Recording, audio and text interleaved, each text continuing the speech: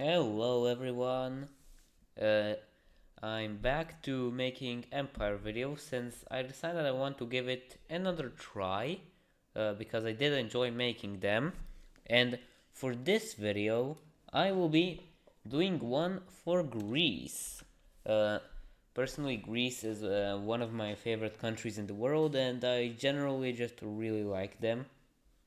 So, in this video, Greece will be forming their own empire, but I will give a little bit of background so you can kind of understand the lore of the video. So, this will be taking place in the early 2000s. I'll do it around uh, post maybe 2012, 2014, something like that. So, early 2010s more correctly. And here is the lore of the video. The Greek economic crisis, I think it was in 2008, is generally much worse than what was in our timeline, and this causes the popularity of the Golden Dawn Party to increase, and basically, um, they win the parliamentary elections, and they get into power, and they mainly fix up a bit of their scandals, so they're more so just hard right over completely national socialist, and they didn't murder that one rapper, so they managed to get into power, but they still hold their anti-Turkish imperialist beliefs, and I will be putting Greece in red.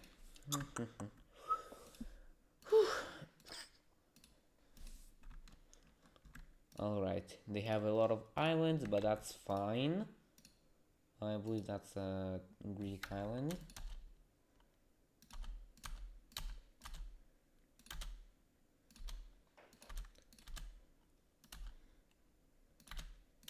Here we go.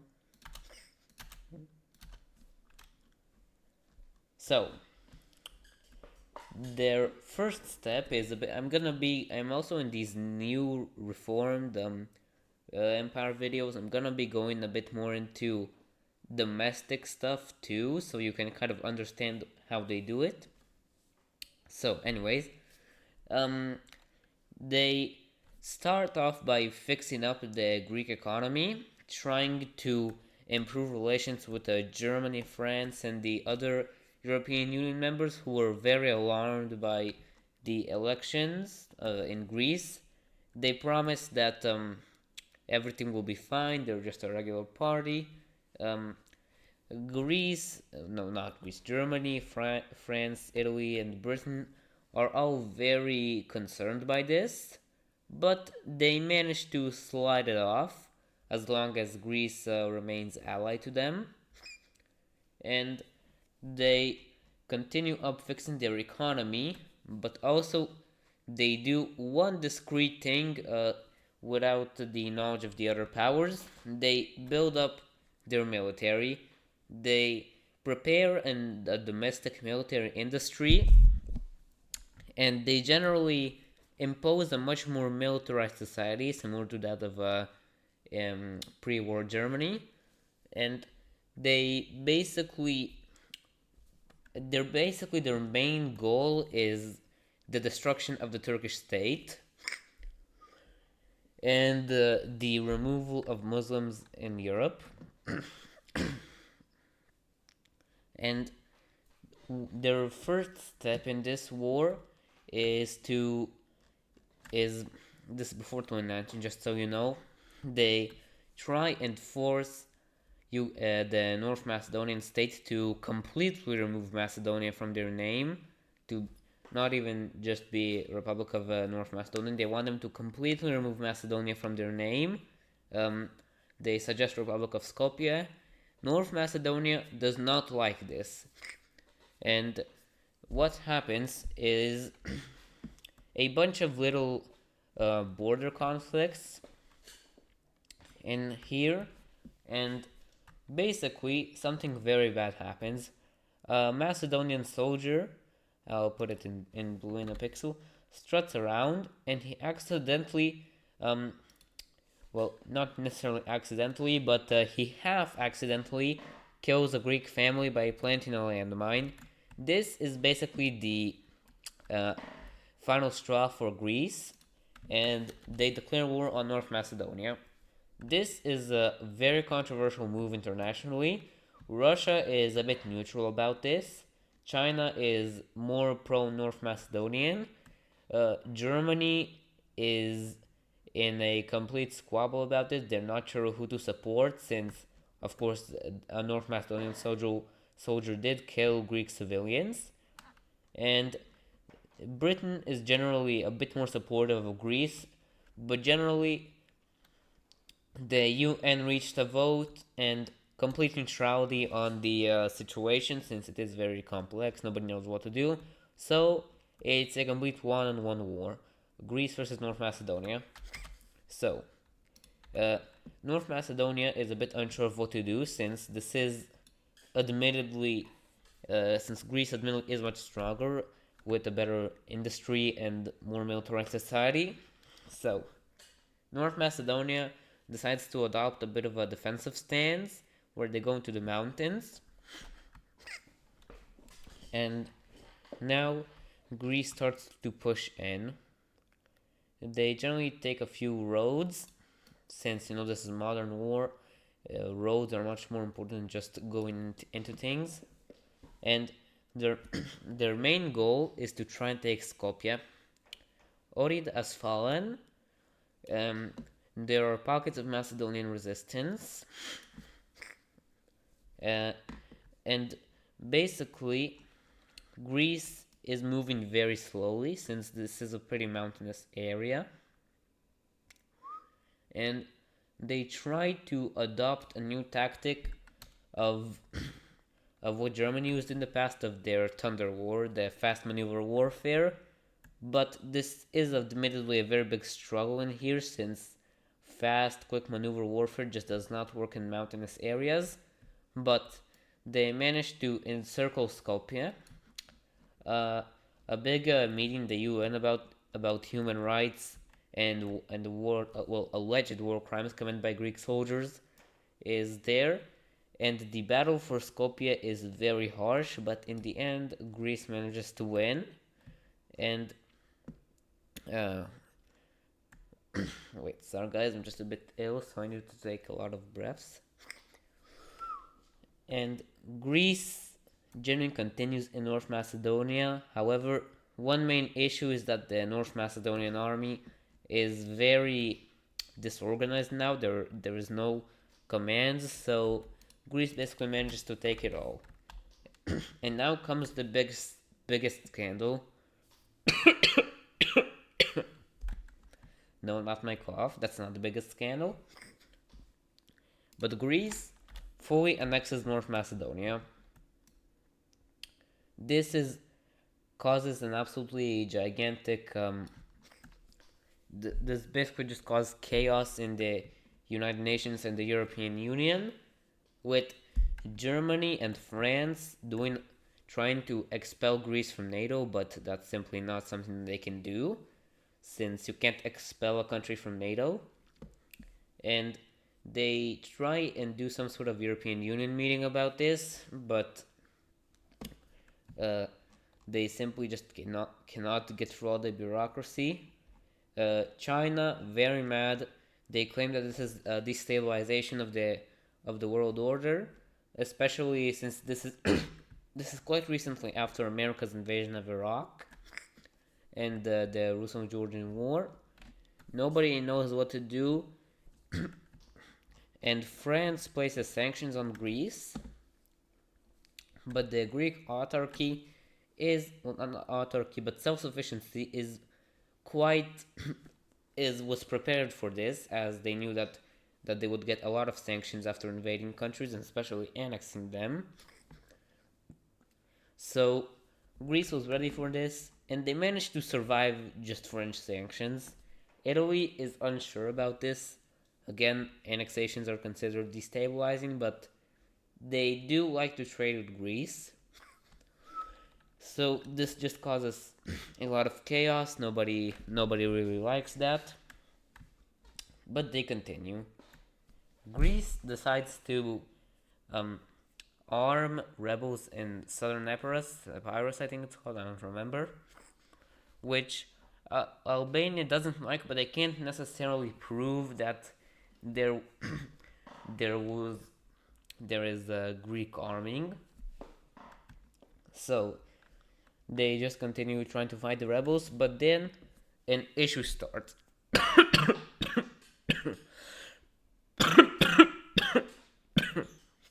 My goodness. A civil war in Albania begins. This occurs after uh, Albanian police shot and killed protesters in Sharande, I think it's called, which causes mass chaos in Albania. So this is the government of Albania, and this we use dark yellow for this. These are the civil war factions, of course, incredibly supported by Greece. It's mostly situated in the south where most Greeks live, but also some other Greek, no, not Greeks, but just some other anti-government protesters, mainly far rightists. Uh, so the Albanian civil war begins, and the Albanian military is just not really prepared for this. France discreetly supports Albania, though they do kind of struggle to get things there as it's kind of hard. Mainly the border is with Greece is the most armed one, since they do have a lot of support from them. And now with civil war lines being drawn, it begins. The anti-government protesters managed to do two encirclements, with them encircling these two, and then begins the siege of the city of Lore. They managed to take it, though it's not really a big siege. And now comes the strike into Tirana. They managed to encircle the city, but due to French air stuff, they managed to survive for a bit, and it's very bloody to say the least. And the war is over. And now Albania is basically a Greek client state. Greece annexes this part of Albania, where most of the Greeks live. And Albania is now transformed into a Greek client state. I will put them in yellow to represent that. France, again angry. They are the main fighters in this weird Cold War, this weird Franco-Greco Cold War, and they pull up even larger sanctions on Greece, but at the end of the day, they don't do much. And now we continue the Greek adventure. Golden Dawn is widely celebrated in Greece now, since they managed to fix the economic crisis, and they in their own words protected Greek sovereignty, and this leads them to establish a complete dictatorship.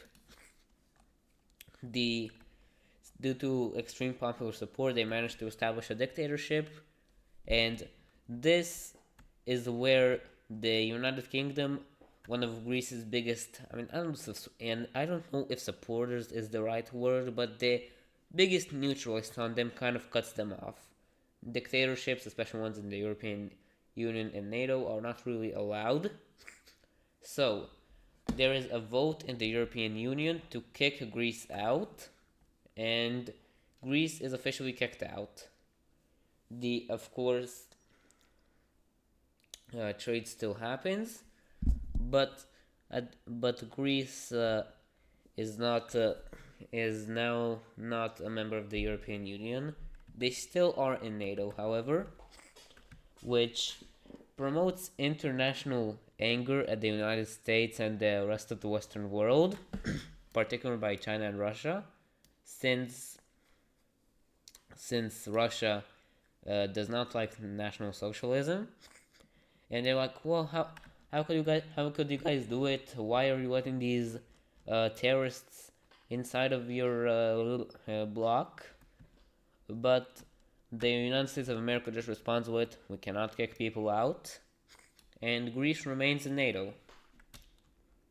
But now, since they're not in the EU, they need to find new friends, and lo and behold, they have Serbia. Serbia is fairly right wing in terms of their stuff, and they managed to find some common ground about being much more sovereign, and extreme right wingers managed to win the elections in Serbia. So Greece and Serbia form some kind of alliance between each other, and it's more so economic than military, but there is some military aspects to it. It's like a different European Union, to put it shortly. So now Greece has a pretty big chokehold on the Balkans, and Serbian revolt occurs in Montenegro. I don't wanna wait. I'll put in dark yellow just so we can feel sure. And now with a Serbian Orthodox revolt in Montenegro, there is a big amount of concerns over the possibility of dictatorship and the far right being getting a chokehold in Europe. And Serbia also annexes Montenegro, and Kosovo is now in a very, very, very, very, very bad situation. They cannot do much as they're surrounded by Greece and Serbia and Albania, which is a Greek client state. They're in a very dangerous situation, but also Serbia cannot really invade them since the Kosovars have an agreement with the United States. And Greece continues on their wild ride, and now continues the Greek adventure. A big enemy of theirs is Bulgaria, as they want to annex Bulgarian Thrace as part of their expansion project, but they can't really do that as they don't really know how to start a conflict between them. So Greece takes a gamble. They're both in NATO, and they're also very weird with each other. So wait, let me think, guys, and to start a conflict with them. Greece just decides to do the Russia thing and start a special military operation to Bulgaria. Now, again, Greece much more militarized than Bulgaria in terms of society and also institutions. And they start the invasion. So this one is much more methodical than this one. It's pretty slow, and it's meant to be slow. They generally go through the roads. They do this very slowly with some minor attacks in the mountains. Again, international scandal. How could they do this? How could they invade a sovereign nation? And there are much more sanctions placed on them.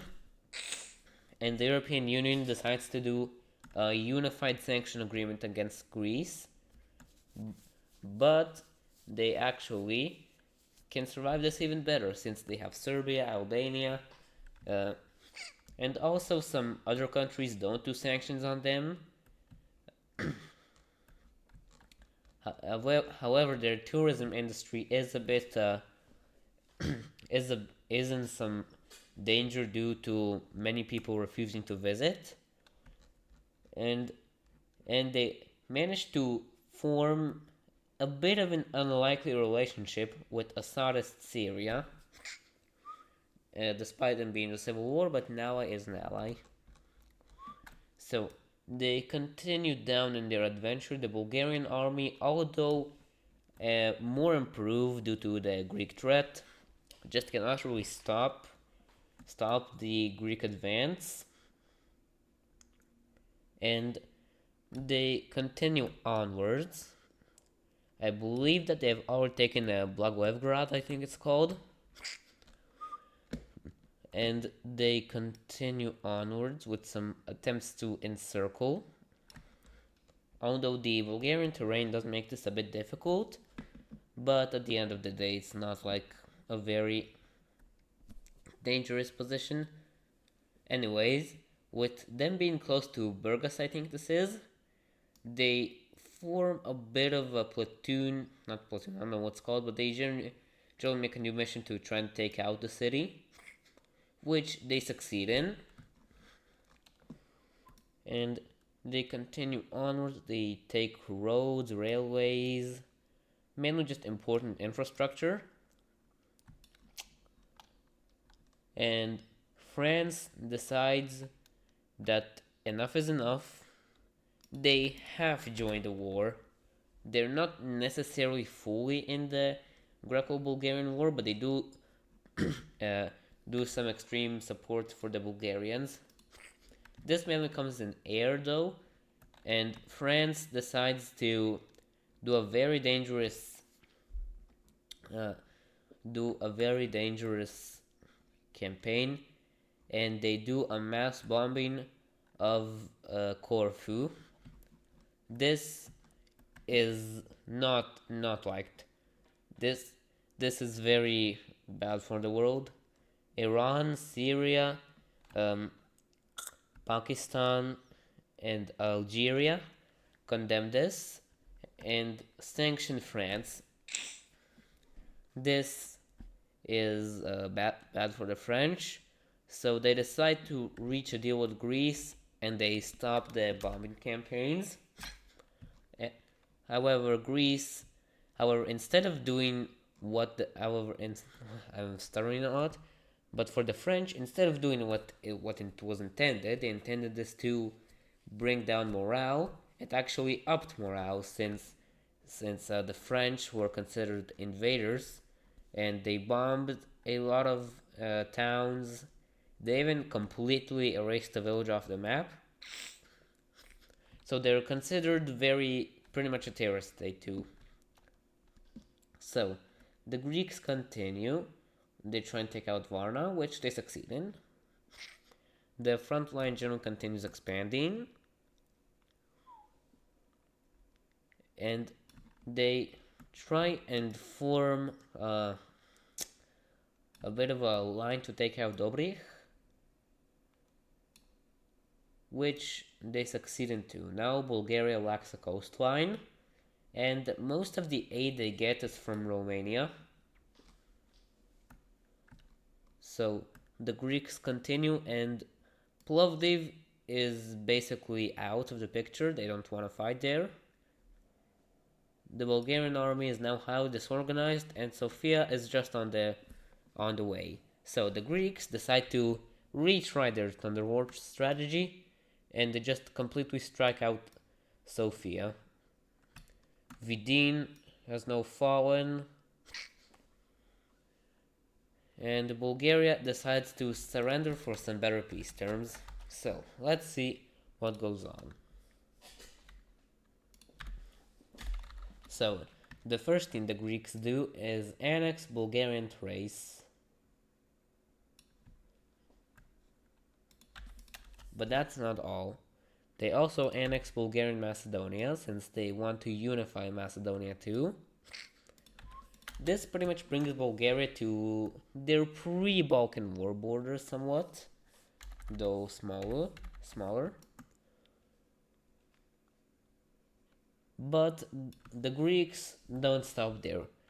They make a puppet state in Bulgaria, and they put the Bulgarian political party Ataka in power, and this this causes a bit less world tension since it is a native Bulgarian political party, and they're seen more so as, I don't know what equivalent in real life has this, but they're seen more so as the Vichy collaborators who were there mostly to protect France from more damage over collaborate. So they're mainly there to protect Bulgaria from more damage instead of just purely collaborating. But now comes the part you're all waiting for, the Greco-Turkish War. So, Greece, in a surprisingly smart way, decides to provoke Turkey, uh, just like what they did in 1974. They coup the Cypriot government, basically creating a puppet state, in there, under the Golden Dawn Cyprus branch, and they unify with them, like what they tried to do in 74. This provokes Turkey in an extremely hard way. But there is an issue with this in the Golden Dawn and in some of the Greek society. Some Greeks are like, wait, no, guys, that's too early, no, don't do that. And this caused a bit of a schism within the Golden Dawn party. They're both very anti-Turkish, and this whole wild ride has been specifically to destroy Turkey. But it happens, Turkey declares war, and it's seen, and again, a split in the world happens, or more specifically in the United Nations. Russia actually supports Greece in this, since they do want a bit of a weaker Turkey. They want kind of what is called divide and conquer. China supports Turkey, since they do not like the Greek dictatorship. Syria supports Greece since they have a claim on Hatay province, but they don't join the war yet since they're not sure who's gonna win. Since of course this is a very what's it called? An unsure war, since they're not sure how strong Greece is. France again supports Turkey. Britain supports Turkey too, and it's just not very fun. So Greece decides to use the complete opposite of their Thunder War strategy. They actually do it in a much more strategic way and much slower. They start off by invading northern Cyprus, not difficult, and they turn the island of Cyprus into basically a fortress, nearly uninvadable.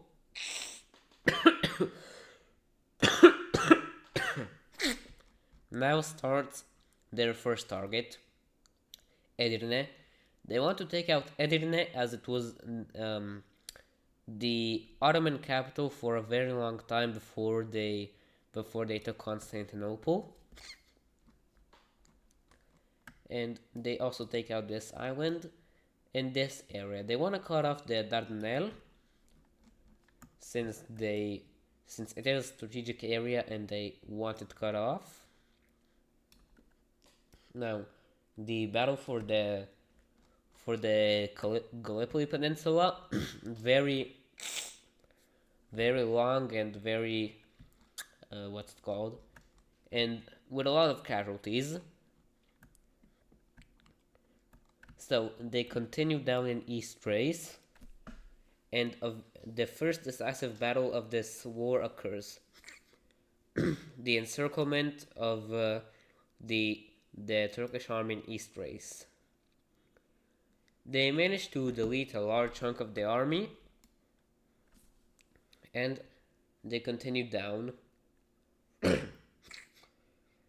And now starts the battle for Istanbul. It's basically like Stalingrad, but in the modern day. an absolutely insane amount of casualties. I might even need to use a pencil for this. How, house to house warfare, absolutely just terrible. The population of the city goes from a couple million to something like uh, 50,000. It's pretty much completely destroyed. It's pretty much completely gone. However, to the victor goes the spoils, and Greece manages to win the battle. So the war continues. The Turkish army is now horribly weakened, and Greece decides to start another front. Oh, wait, I'm gonna use this in here. They want to take out Bursa, and they also decide to launch an invasion into here. This part. Mainly with the goal of taking out Izmir. And there is a giant morale boost due to them managing to take Constantinople, what they call Avenging 1453. And they continue onwards. This island is gone. They mainly want to take out the Turkish coast first.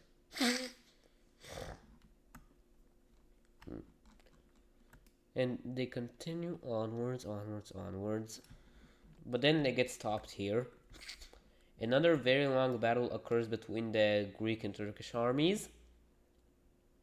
But the Greeks win the battle, and now the Turkish army is quite disorganized. Nobody knows what to do, nobody knows what's going on. And this is not helped by the Greeks managing to take Fethiye. But now, the European Union is actually scared of Greece. They do not realize this, how strong they are. Turkey is the second strongest NATO member from what I know, with first place also being the US. And seeing Greece, which is fairly recently out of an economic crisis, managed to really take out Turkey, is very surprising for them. Anyways, another big issue for Turkey is the Kurdish revolt. The PKK starts to strike out in well, not in the rural parts, but mainly just parts of Kurdistan. Now, despite the voice crack, my apologies. Despite the ideological differences between the two, with the PKK being communist and the Golden Dawn being National Socialist, the Greeks actually support them since they generally just want a weaker Turkey. And it's pretty good for them. The Turkish army is, as I said, very disorganized, fighting in a lot of fronts. However, Turkey managed to strike a deal with them, autonomy for Kurdistan, and Greece is not a big fan of that, but what can they do? So, they continue onwards in the war, and their main goal is they don't really have one anymore. They took Izmir, they took Istanbul. Their main goal is just to continue onwards. And that's exactly what they do. They do more encirclements, they do more stuff.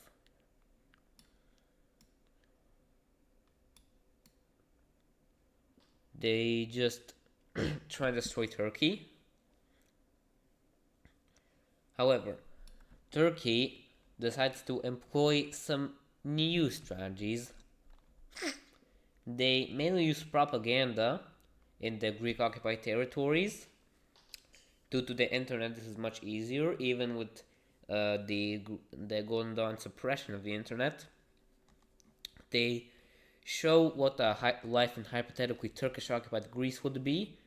However, despite this being good moral support with some damage to the Greek occupied parts of Turkey, it's not really enough to stop the Turks. However, a new guy joins the war, Syria. Wait, I'm just gonna draw this more in black since it is part of Israel.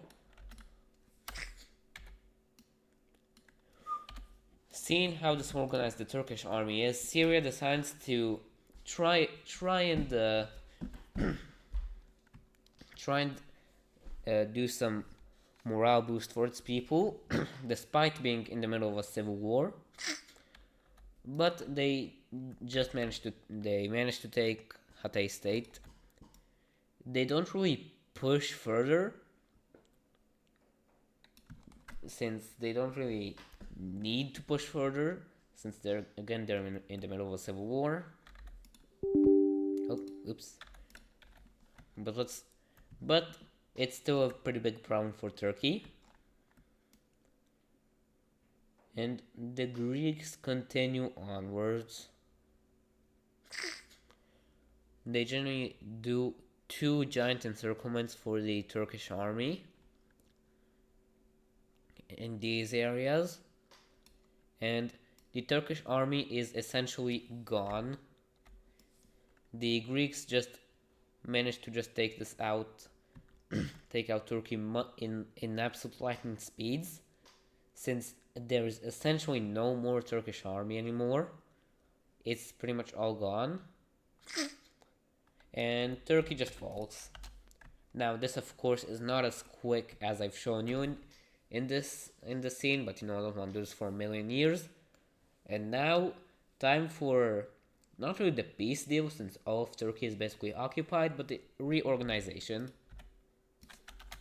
So, Greece fully annexes Cyprus. They take out northern Cyprus, which is a pretty big deal in Greek circles. Syria annexes the Hatay state, which does do a big morale boost in the Saudist side of the civil war. And here's what Greece annexes. They take out, well, not take out, they annex this part of Turkey, mainly the Greek parts. Well, not the Greek parts, but the desired parts. So they rename Istanbul to Constantinople, Izmir to Smyrna, and this causes the absolutely biggest chaos out there in this world, since this isn't just Greece taking out Albania or Bulgaria. This is Greece taking out a major, not major, but definitely a pretty big power in the world.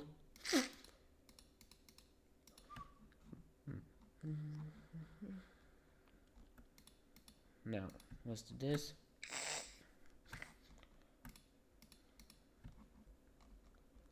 I'm just straightening up the border a little bit.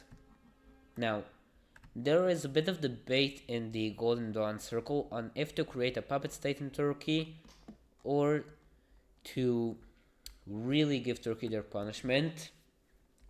They chose to really give Turkey their punishment. They don't establish a puppet state, they instead establish a military occupation zone with the goal of just removing Turks from the world. There is a lot of murders going on there by Greek soldiers, and it's just very terrible life there as a Turk. They copy Germany's idea of living space, and the Turkish people living in these areas get absolutely no rights, and this is a very unsustainable future for Greece. But what can you really do? So I think I can end this video here, and Greece is now, I guess they're happy, I don't know what to tell you. So have a good day. And goodbye, guys.